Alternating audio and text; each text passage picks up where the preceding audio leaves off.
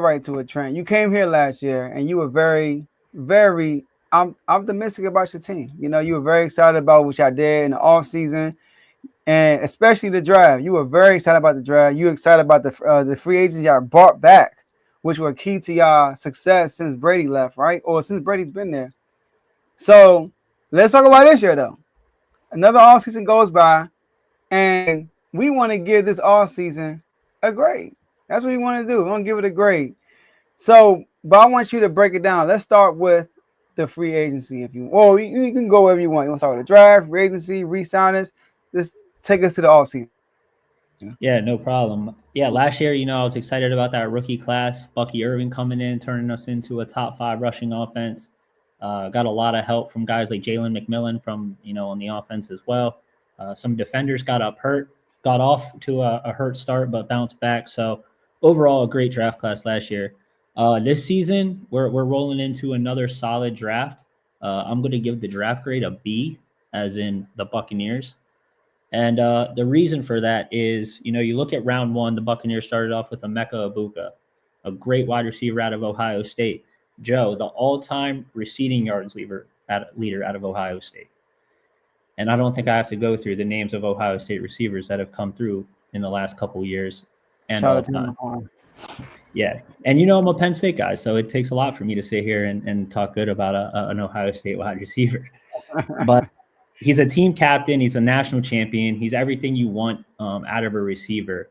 The reason I give the draft grade a B is because I'd be lying to you if I said I was over the wall excited about when the pick was made. And that's because the pick was made in round 1 where I really thought the Buccaneers needed a defensive piece. So last year we saw a great offense, and I really felt like our struggles came on defense. So night 1 of the draft, even though Emeka Egbuka I think is going to be a great player and a great addition to this Buccaneers offense with Mike and Chris and Baker and all the other pieces we have. After night 1, I was a little stunned because I really felt like the Buccaneers should have went defense in the first round. Now, with that said, they backed that up by going defense in rounds 2, 3, 4, and 5. So you get 2 corners in your second and third round picks. Our second round pick was Ben Morrison out of Notre Dame, who actually missed 10 games last year due to a hip injury. Had quite the draft phone call. It went a little popular on social media where he was just, bawling his eyes out. Very grateful for the opportunity. You'd like this. His dad, Daryl, was actually teammates with Todd Bowles in Washington back in the early 90s. So a little bit of a relationship there. He's a great corner. He was a freshman All-American, and just, injuries littered his what would have been final career season at Notre Dame. So he's a first-round talent that slipped into the second round with those injury concerns. But if he's healthy, I'm really looking forward to him to make an impact on our defense. Going into the third round, Jacob Parrish, another cornerback out of Kansas State. So back-to-back corners, like I talked about, our secondary has always been the question mark and will be the question mark going into this season. But I enjoy that we're making the effort to get some young guys in there and address a position need when we really need it. Fourth round pick was going to be David Walker out of Central Arkansas, one of the better D2 defensive linemen in the country. Had a lot of FCS records for sacks and really had a lot of chances to transfer out of D2 and FCS and go play Division I. So I respect the loyalty there. A big guy who's going to make an impact on the defensive line. Unfortunately, he did tear his ACL in training camp this year. So he's going to be most likely missing most of the season. But I know he is going to be a rotation guy that the Bucs are looking forward to getting back healthy in year 2. And looking forward to what he can do when he's back and healthy. Like I said, the Buccaneers just continue to go defense. So round 5 was Elijah Roberts out of SMU, a really good edge rusher who actually started his career at Miami, but then transferred to SMU, led the team in sacks at SMU, and had SMU win the ACC championship in the regular season. So a guy who made an impact on a program that is, typically not in the forefront of college football, but was a staple in that defense and got his team into a college football playoff and was able to play some meaningful games in a meaningful ACC conference coming down the stretch. Six round pick was not available for the Bucks. Bucks did not have a 6th round pick this year. So in the 7th round, they took Tez Johnson, wide receiver from Oregon, who's turning a lot of heads in training camp. He is quick. Game speed doesn't really match for his actual combine. He is flies when he's in pads. So he's going to be probably the 7th receiver on this Buccaneers roster coming out of training camp. And I look for him to be out on the field in the slot. But really, I'm looking forward to him at punt return and kick return and seeing what he can do. So with that said, I give that draft grade a B, like I told you. Really, the context is I think it's a great draft, but that 1st-round pick with Emeka Egbuka, great talent. I'm really looking forward to what he can do. But it's a little bit of a head scratcher when you watch the Buccaneers offense last year and you watch the Buccaneers defense last year. Especially when the pick made right after the Buccaneers and Emeka was Jahdae Barron, a cornerback from Texas who went to the Broncos. So that's going to be one of those picks that we circle, and time will only tell if they did the right thing. But great player, great draft. I really think they're going to get 3 to 4 quality starters out of this draft.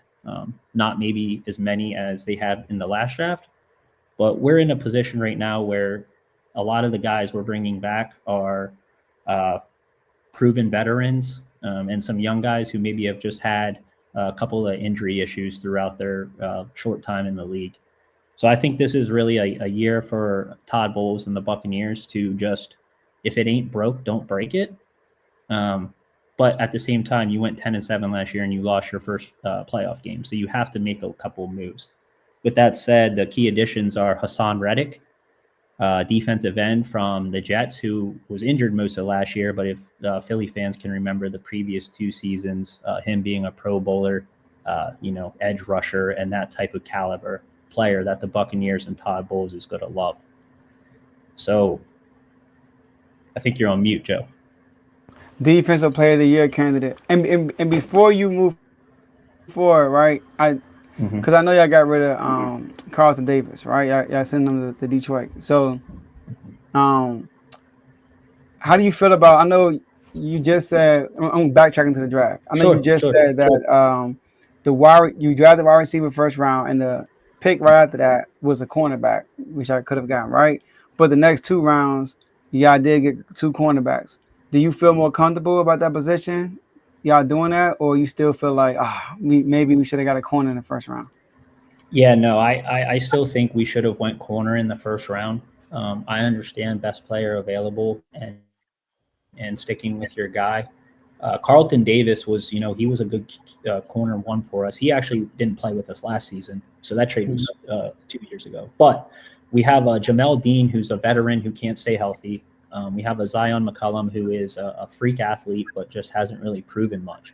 So last year, the problem was the strain on the defense. When we started to get into these depth pieces due to injury, we were just really struggling.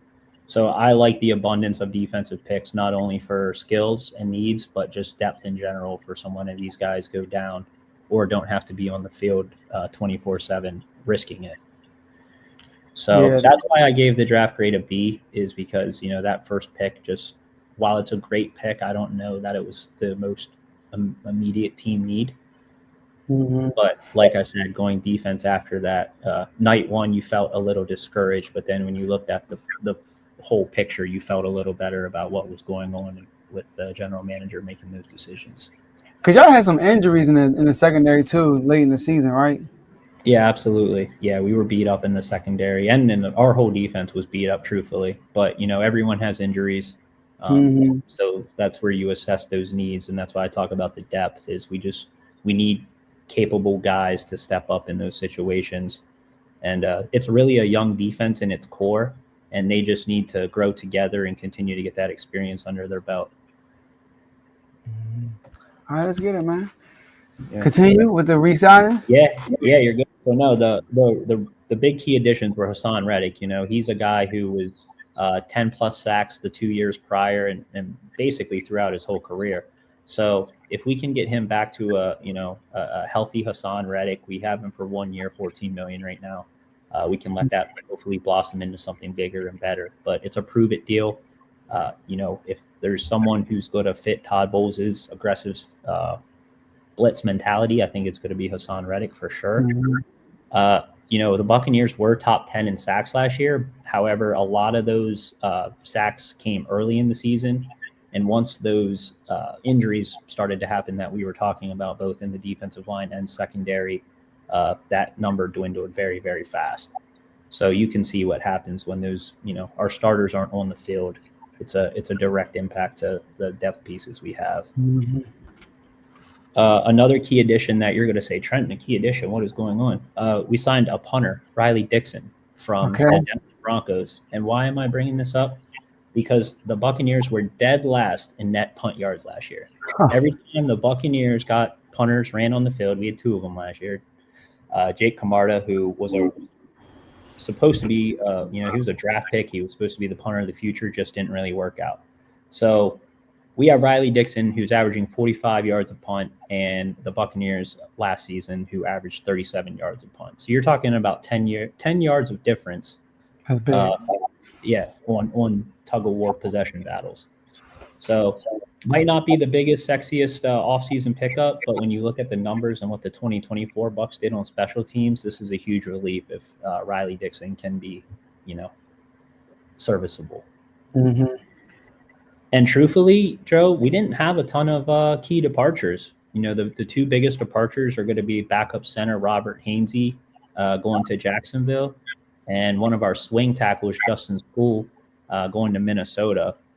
It hurts a little more now because we can get into it a little later, but Tristan Wirfs is going to be out missing, the first couple of games with his injury. So the offensive line depth, they've brought in some undrafted free agents. They've, brought in some guys through trades or off of waivers, but we really don't have a solid tackle rotation or guard rotation at this time. So if there's going to be one thing that's going to scare me in the first couple of weeks, it's going to be the depth on our offensive line. And if they can stay healthy, those two pieces leaving could come back to haunt us in the near future.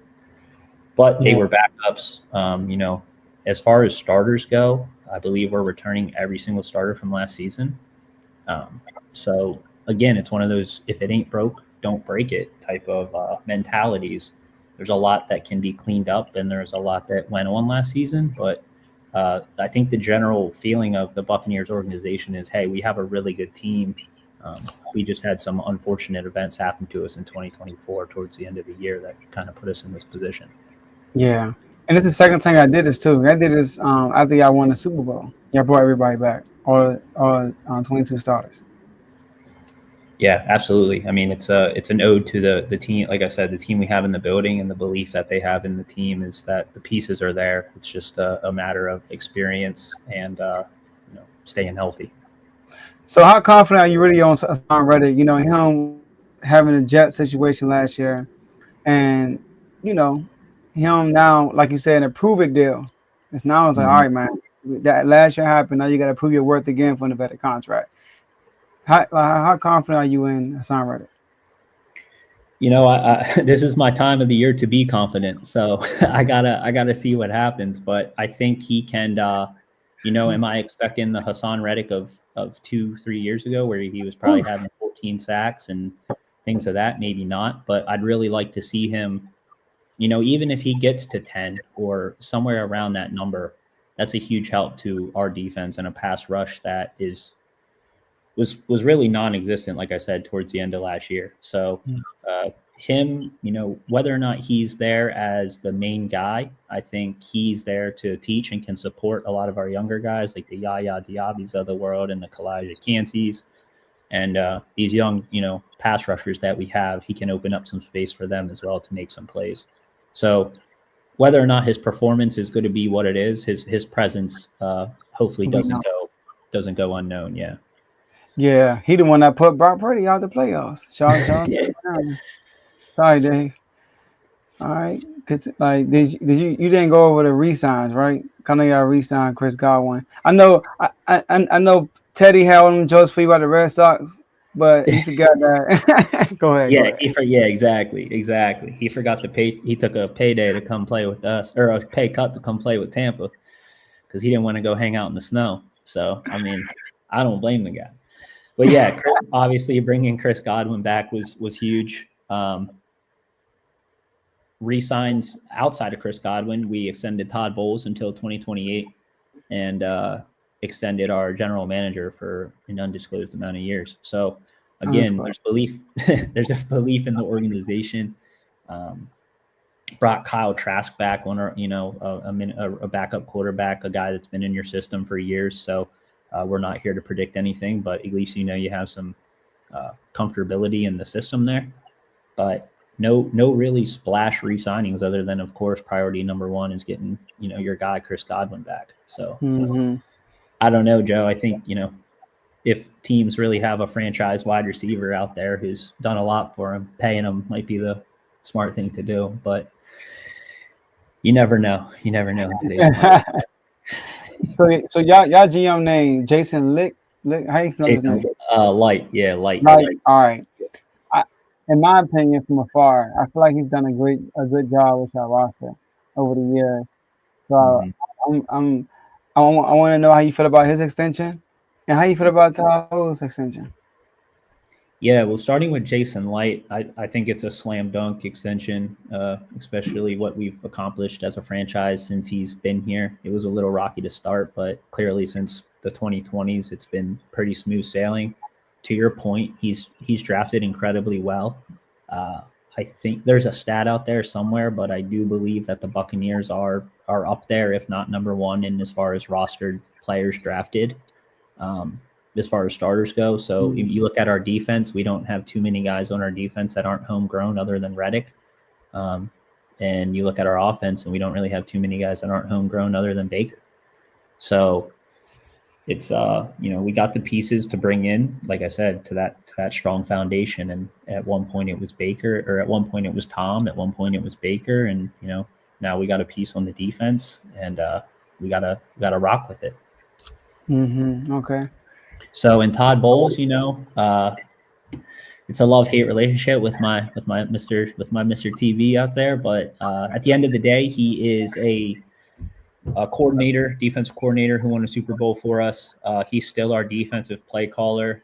And that's kind of where my head's at with the whole thing is, if you're going to be our head coach and our defensive play caller, you have to, our defense has to step up, and you have to wear that responsibility when our defense plays bad, because you're trying to do two things at once, and you made that decision.